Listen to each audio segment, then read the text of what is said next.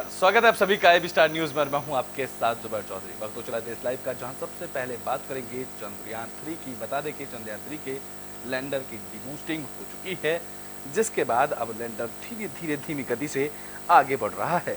तो चंद्रयान 3 के propulsion module से अलग होने के बाद लैंडर खुद ही आगे की दूरी तय कर रहा है। शुक्रवार को लैंडर मॉड्यूल डिबूस्टिंग से गुजरते हुए चंद्रमा की थोड़ी निचली कक्षा में अब लैंडर उतर गया है। इस मौके पर इसरो ने ट्वीट कर बताया है कि लैंडर मॉड्यूल अच्छी स्थिति में है। इसने सफलतापूर्वक डिबूस्टिंग ऑपरेशन किया, जिससे इसकी कक्षा 113 किलोमीटर 157 किलोमीटर तक कम हो गई है।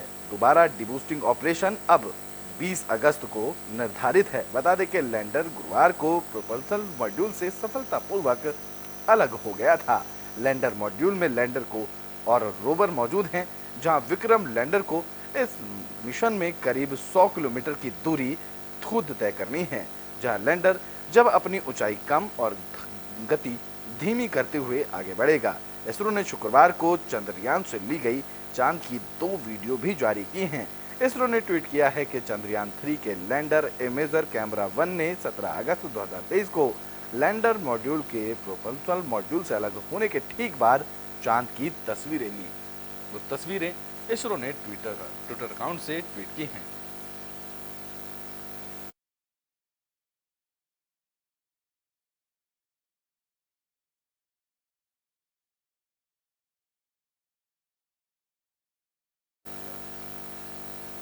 तो बुलेटिन में बात कर लेते हैं बीजेपी की तरफ से जारी किए गए पंचायती राज सम्मेलन की। बता दें कि बीजेपी के पंचायती राज परिषद सम्मेलन का आयोजन दमनदीव में किया गया। तो बीजेपी की पंचायती राज परिषद की तीसरी बैठक दमनदीव में आयोजित की गई, जिसमें पीएम मोदी वीडियो कॉन्फ्रेंसिंग के जरिए जुड़े।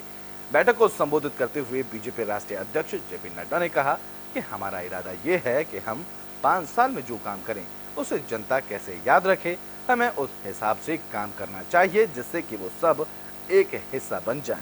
तो वही कार्यक्रम को संबोधित करते हुए पीएम मोदी ने अपना एक पुराना किस्सा शेयर किया।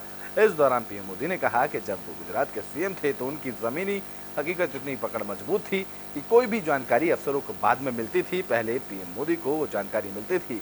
पीएम मोदी ने बीजेपी कार्यकर्ताओं को ऐसे ही जमीनी स्तर पर काम करने को निर्देश दिए हैं। दरअसल बीजेपी की पिछले 15 दिनों में ये तीसरी पंचायती राज परिषद की बैठक है। इस महीने पार्टी ने पश्चिम बंगाल, हरियाणा में पंचायती राज परिषद की बैठक आयोजित की, जिसके बाद अब दमनदीव में बीजेपी की पंचायती राज परिषद की सम्मेलन का आयोजन किया गया। हमारे संगठन की अपनी एक ताकत है। संगठन के द्वारा नीचे से जानकारी ऊपर आनी चाहिए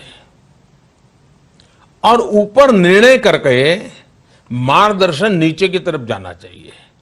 ये कब होगा? आप बैठ करके विचार विमर्श करेंगे तो होगा। एक को, सैकड़ों को मिलते ही रहेंगे तो अच्छा है, मिलना चाहिए, लेकिन सामूहिक बैठ के चर्चा नहीं करेंगे अपने क्षेत्र की, अपने लोगों के प्रश्नों की, तो पूरा चित्र आपके सामने नहीं आएगा। और इसलिए मेरा तो आपको सुझाव है कि जिला के जो अध्यक्ष हैं, जिला के बीजेपी के अध्यक्ष होंगे, जिला के महासचिव होंगे, ये पूरी टोली महीने में 2 बार अलग अलग जिला परिषद की जो सीट होती है, वहां के 100-150 कार्यकर्ताओं के साथ टिफिन बैठक करे, 2 घंटे जिला परिषद से जुड़े सवालों की चर्चा करे। 9 अगस्त को किया और लाल किले के प्राचीर से आपने दोबारा उस बात को कहा जो भारत को एक तरीके से घुन की तरह खा रही थी, उससे आपने निजात दिलाने के लिए जो 9 अगस्त को आपने क्विट इंडिया का नारा दिया, भ्रष्टाचार क्विट इंडिया, परिवारवाद क्विट इंडिया, तुष्टीकरण क्विट इंडिया, हम इसको नीचे तक समाज के बीच में इस वातावरण को निर्मित करते हुए देश के उज्जवल भविष्य। तो बुलेटिन में बात राहुल गांधी की कर लेते हैं, जो पहले 2 दिवसीय दौरे पर लद्दाख गए, लेकिन कांग्रेस ने अब उनके दौरे को बढ़ा दिया है। कांग्रेस नेता राहुल गांधी लद्दाख के 2 दिवसीय दौरे पर पहुंचे, लेकिन कांग्रेस की कार्यकर्ता कांग्रेस पार्टी ने उनके दौरे को बढ़ा दिया है। उनका दौरा 25 अगस्त तक कर दिया गया है, जहां पैंगोंग झील पर राहुल गांधी पहले अपने पिता राजीव गांधी का जन्मदिन मनाएंगे। तो गुरुवार को जैसे ही राहुल गांधी लद्दाख पहुंचे। वहां कांग्रेस कार्यकर्ताओं और लोगों ने उनका जोरदार स्वागत किया। बता दें कि 15 अगस्त 2019 को आर्टिकल 370 और 35A को हटाने के बाद जम्मू कश्मीर को 2 केंद्र शासित प्रदेशों लद्दाख और जम्मू कश्मीर में विभाजित किए जाने के बाद राहुल गांधी की ये पहली लद्दाख यात्रा है। कार्यक्रम के मुताबिक राहुल गांधी गुरुवार और शुक्रवार को 2 दिन के लिए लद्दाख दौरे पर पहुंचे थे, लेकिन कांग्रेस सूत्रों ने गुरुवार को बताया है कि कांग्रेस नेता राहुल गांधी का लद्दाख दौरा 15 अगस्त तक बढ़ा दिया गया है। जहां पार्टी के नेताओं ने बताया है कि राहुल गांधी 20 अगस्त को पैंगोंग झील पर अपने पिता और पूर्व प्रधानमंत्री राजीव गांधी का जन्मदिन मनाएंगे। दरअसल 20 अगस्त 1944 को पूर्व प्रधानमंत्री राजीव गांधी का जन्म हुआ था। इसी दिन को कांग्रेस सद्भावना दिवस के रूप में मनाती है। इस दौरान कांग्रेस कारगिल मेमोरियल भी जाएंगे, जहां राहुल गांधी युवाओं से बातचीत करेंगे और वह लेह में एक फुटबॉल मैच भी देखेंगे।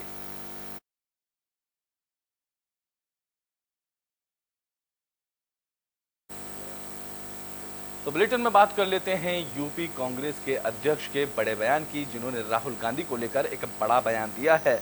तो यूपी के कांग्रेस के नवनियुक्त अध्यक्ष अजय राय ने शुक्रवार को दावा किया है कि पार्टी सांसद राहुल गांधी 2024 का लोकसभा चुनाव अमेठी से लड़ेंगे। बता दें कि जब अध्यक्ष से राहुल गांधी की लोकसभा चुनाव को लेकर सवाल पूछा गया तो उन्होंने कहा कि निश्चित तौर पर राहुल गांधी अमेठी की सीट से चुनाव लड़ेंगे। उन्होंने आगे कहा कि हमारे कार्यकर्ता उनकी सफलता के लिए मर मिटेंगे। दरअसल उत्तर प्रदेश कांग्रेस प्रमुख ने कहा है कि राहुल गांधी बिल्कुल अमेठी से ही चुनाव लड़ेंगे और जहां से प्रियंका गांधी की इच्छा चुनाव लड़ने की होगी वो वहां से चुनाव लड़ेंगी, चाहे वो जगह बनारस ही क्यों ना हो।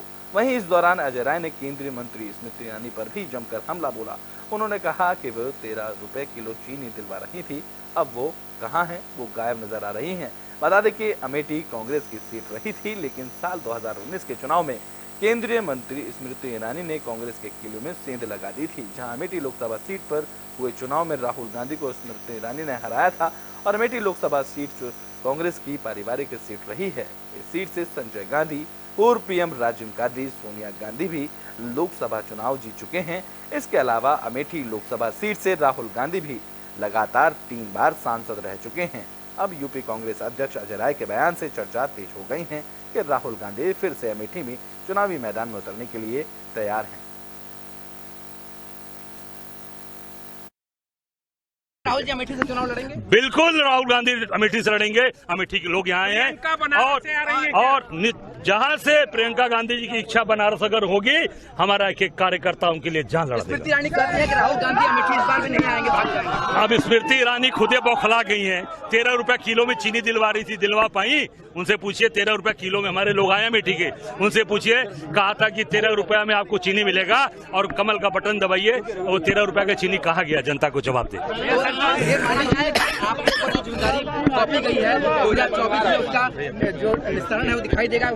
अरे 24 में भी दिखाई देगा और हर चुनाव आप देखिएगा कांग्रेस पार्टी का। तो बुलेटिन में बात कर लेते हैं मणिपुर में जारी हिंसा की। मणिपुर में हिंसा लगातार जारी है। अब मणिपुर के उखरुल में भीषण गोलीबारी देखने को मिली है। तो मणिपुर में बीते 3 महीने से अधिक समय के बाद भी नस्लीय हिंसा थमने का नाम नहीं ले रही है। शुक्रवार को उखरुल जिले के थोवई गांव में मैतई और कुकी समुदाय के बीच देर रात जमकर गोलीबारी हुई, जहां पुलिस ने 3 युवकों के शव बरामद किए हैं। इन युवकों की उम्र 24 से 35 साल के बीच की बताई जा रही है। पुलिस अधिकारियों के मुताबिक ताजा हिंसा लितान पुलिस थाना क्षेत्र के अंतर्गत आने वाले एक गांव में हुई, जहां सुबह सुबह गोलियों की आवाज सुनाई दी। अधिकारियों ने बताया है कि पुलिस ने आसपास के गांवों और जंगलों की गहन तलाशी ली, इस दौरान 3 शव बरामद किए गए। तीनों शवों पर धारदार चाकू के हमले के निशान मिले और उनके हाथ पैर कटे हुए मिले। मणिपुर में हिंसा की रोकथाम के लिए पुलिस और सुरक्षा बल लगातार हर संभव प्रयास करने में जुटे हुए हैं। इसी कड़ी में सुरक्षा बलों ने राज्यव्यापी अभियान चला रखा है, जहां बीते दिनों सुरक्षा बलों की तलाशी अभियान के दौरान हिंसा प्रभावित मणिपुर इलाके के कई जिलों में 8 हथियार, 112 कारतूस और 6 बम बरामद किए गए थे। अधिकारियों ने बताया है कि जब पुलिस ने सर्च अभियान चलाया तब जंगल के इलाकों में 3 शव बरामद हुए। इनमें 24 साल से 35 साल की उम्र के युवा शामिल हैं, जहां चाकू से इनके शरीर पर निशान बनाए गए, जबकि इनके कुछ अंग, हाथ और पैर काट दिए गए। पुलिस का कहना है कि ये तीनों विलेज गार्ड थे जो रात के वक्त गांव की रखवाली कर रहे थे, लेकिन इन्हें ही निशाना बना दिया गया। पुलिस इस मामले की जांच में जुटी हुई है और शांति बनाए रखने की कोशिश लगातार कर रही है। इस महीने मणिपुर में अलग अलग हिस्सों में हिंसा की खबरें सामने आई। फिर चाहे चूड़ाचांदपुर हो या फिर विष्णुपुर, भीड़ ने कई जगहों पर लोगों को निशाना बनाया और लोगों के घरों को आग के हवाले किया, जिसकी वजह से हालात अब तक मणिपुर में नहीं सुधरे हैं।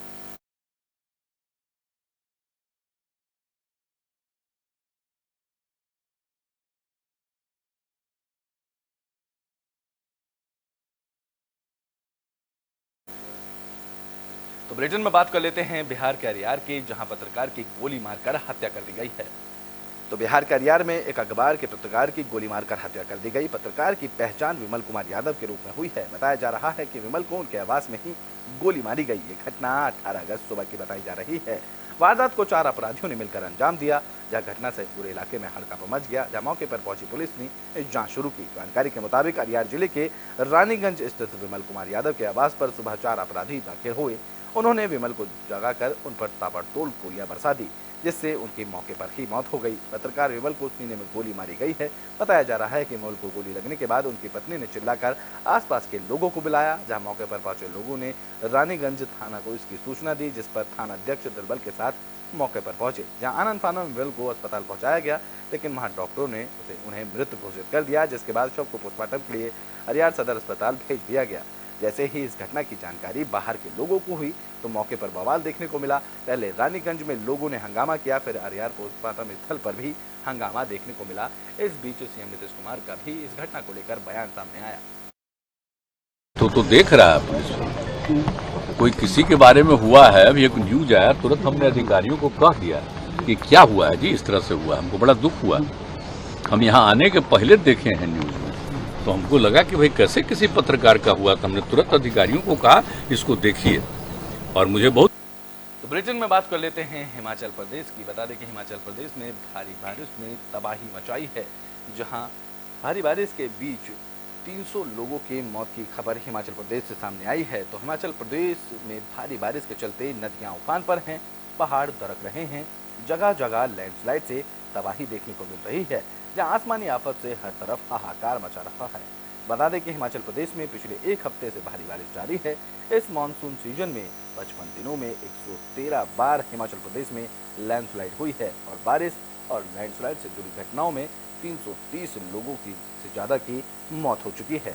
इस बीच शुक्रवार को राज्य सरकार ने स्टेट डिजास्टर घोषित करने का निर्णय लिया है। बता दें कि मुख्यमंत्री सुखविंदर सिंह सुक्खू ने कहा है कि कुछ देर में इसके नोटिफिकेशन भी जारी कर दी जाएगी। दरअसल स्टेट डिजास्टर घोषित होने के बाद हिमाचल प्रदेश में राहत और बचाव काम तेजी से होगा, जहां सरकार ज्यादा फोकस के साथ तबाह हुए इंफ्रास्ट्रक्चर को दोबारा बनाने की दिशा में काम करेगी और इसके लिए सरकार को अतिरिक्त फंड का भी प्रावधान करना होगा। दरअसल इस बीच छत्तीसगढ़ सरकार ने हिमाचल प्रदेश के लिए 11 करोड़ रुपए सहायता राशि प्रदान देने का ऐलान किया है, जहां राज्य आपदा अधिकारियों के मुताबिक हिमाचल प्रदेश में इस सीजन बारिश के चलते 10,000 करोड़ रुपए का नुकसान हुआ है।